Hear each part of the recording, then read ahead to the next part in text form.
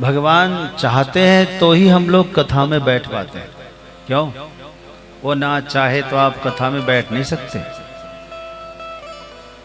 उनका विशेष इंतजाम सारा कर देते हैं वो, चलो बैठो थोड़ी देर कथा में, तो सारा प्रबंध आगे पीछे सब संभाल लेते हैं। नित्य प्रति सत्संग कर ले प्यारा, तेरा काज सरे सारा।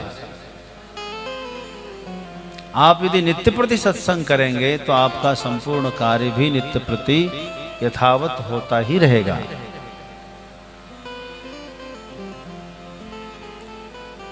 आप अपना कार्य जैसे करते हैं वैसे उस दिनचर्या में इसको भी शामिल करें। नित्य का सत्संग, नित्य का स्वाध्याय, नित्य की साधना। जैसे आर्मी में यदि कुछ दिन तक वो दौड़ने की प्रक्रिया ना हो तो प्रमोशन मुश्किल हो जाता है। अभी उत्तर प्रदेश में सभी पुलिस वालों का प्रमोशन होना था, दौड़ की प्रक्रिया शुरू की, एक का तो हार्ट फेल हो गया क्योंकि अभ्यास ही नहीं था।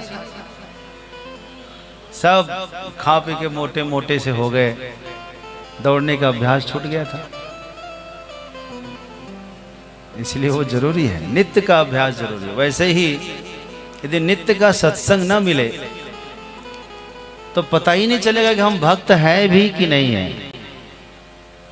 यह भी पता नहीं चलता है कि हम भक्त हैं कि नहीं है, हम वैष्णव हैं कि नहीं है, हमने दीक्षा लिया भी है कि नहीं लिया, ये भी पता नहीं चलेगा।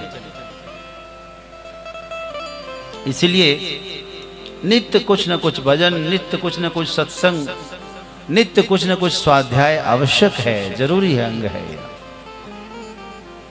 जिससे पता चलता रहता है कि हम कहां तक पहुंचे, आगे कहां क्या करना है।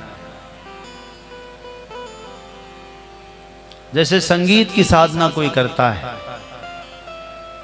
कहते कि एक दिन यदि साधना न हो संगीत की तो गायक वादक जो साधक है उनको पता चलता है कि आज हमने साधना नहीं की, इसीलिए हमें समस्या यहां आई है।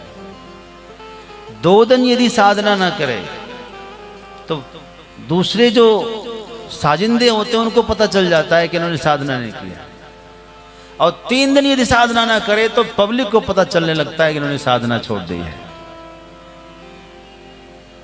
हमारे शास्त्रों में कहते हैं कि यदि वांछसी मूर्खत्वम गेहे बस दिनत्रयम, यदि आप मूर्ख बनना चाहते हैं तो गांव में जाकर अपने घर में 3 दिन रह लो, यानी शास्त्र चर्चा से 3 दिन विरत हो जाइए, आप मूर्ख बन जाएंगे। यानी हमेशा शास्त्र चिंतन के साथ बने रहिए, अपने स्वाध्याय के साथ, अपने संगठन के साथ हमेशा आप जुड़े रहिए, बने रहिए,